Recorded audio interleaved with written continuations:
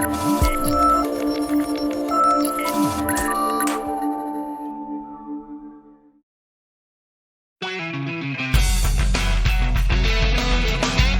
listening to the Shared Security Podcast with Tom Eston and Scott Wright, exploring the trust you put in people, apps, and technology.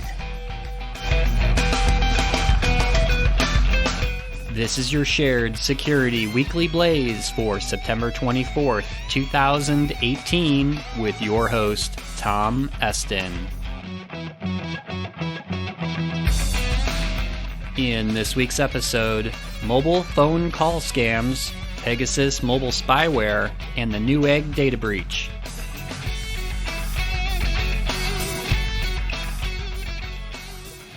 Silent Pocket is a proud sponsor of the Shared Security Podcast. Silent Pocket offers a patented Faraday cage product line of phone cases, wallets, and bags that can block all wireless signals, which will make your devices instantly untrackable, unhackable, and undetectable. Use discount code SHAREDSECURITY to receive 15% off of your order. Visit silent-pocket.com to take advantage of this exclusive offer. Hi everyone, this is Tom Eston, co-host of the Shared Security Podcast. Welcome to the Shared Security Weekly Blaze, where we update you on the top 3 security and privacy topics from the week. These podcasts are published every Monday and are 15 minutes or less, quickly giving you news that you can use. Raise your hand if you're sick and tired of receiving scam and fraudulent phone calls on your mobile phone.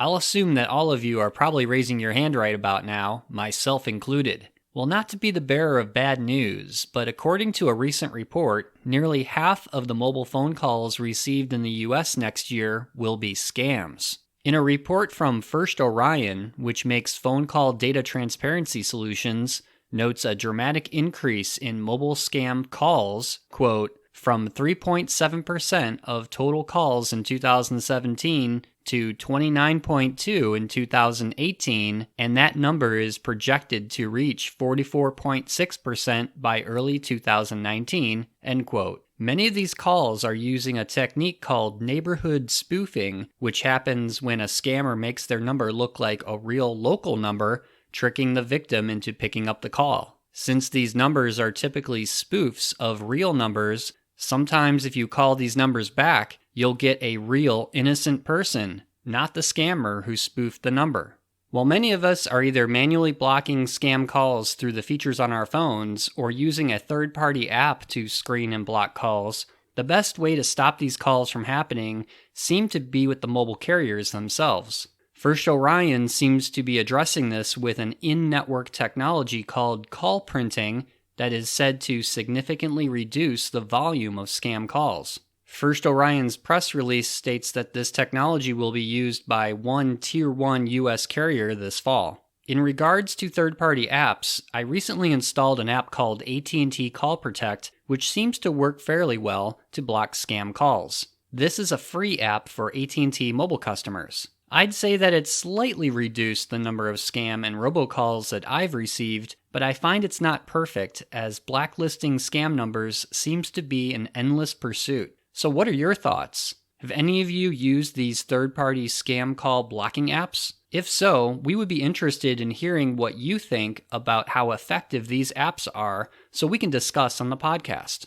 Send us a message on Twitter, Facebook, or email and let us know if these apps are helping or hindering your fight against scam calls on your mobile phone.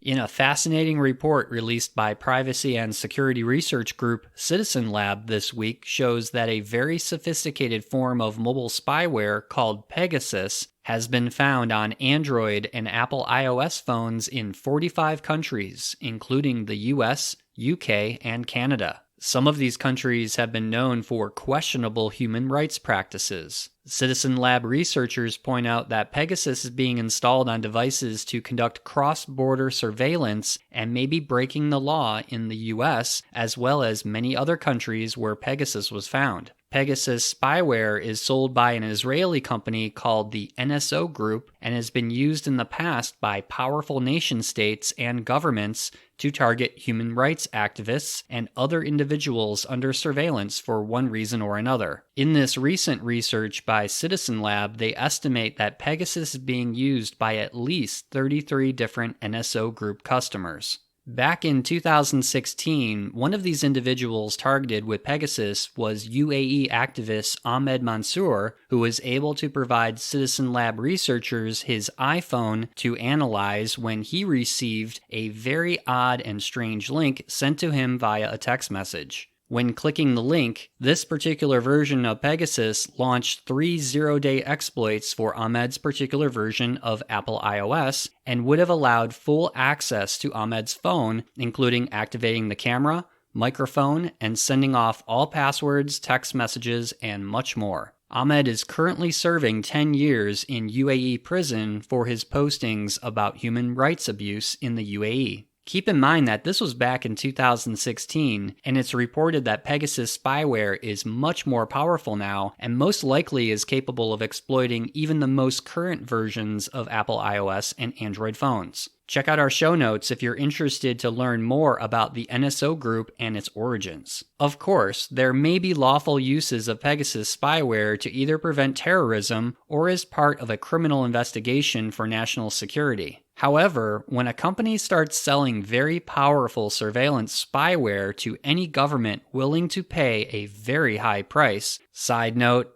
Pegasus is reportedly $8 million for 300 licenses, it can be very disturbing to think of the consequences for everyone's privacy and security around the world.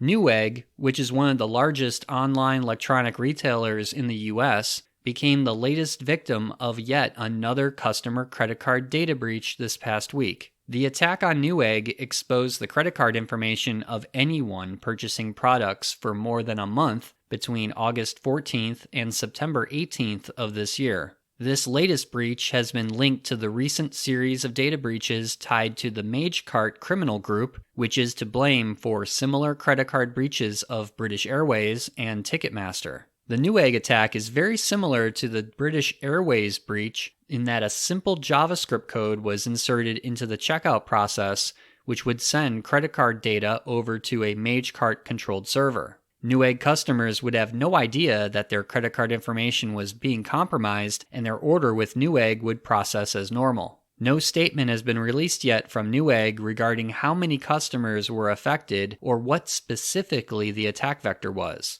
However, the Magecart criminal group responsible for the attack seems to be targeting large businesses that are processing lots of orders. In the Ticketmaster attack earlier this year, it was found that vulnerable third-party code from a chat system called Ibenta was to blame. This latest breach should give us all cause for concern when putting our credit card into any third-party site. As we've discussed on the show before, card not present fraud, where you provide your credit card details to a merchant over the internet, is the most popular way for attackers to gain access to millions of credit cards very quickly. Using new payment methods like Apple Pay, Samsung Pay, or Google Pay is a much more secure way to pay for anything over the web instead of the traditional way of entering in card information into a shopping cart style checkout process. However, not many businesses support these new forms of payment technology, and for many businesses, it can be a very large cost to integrate new payment systems into legacy systems.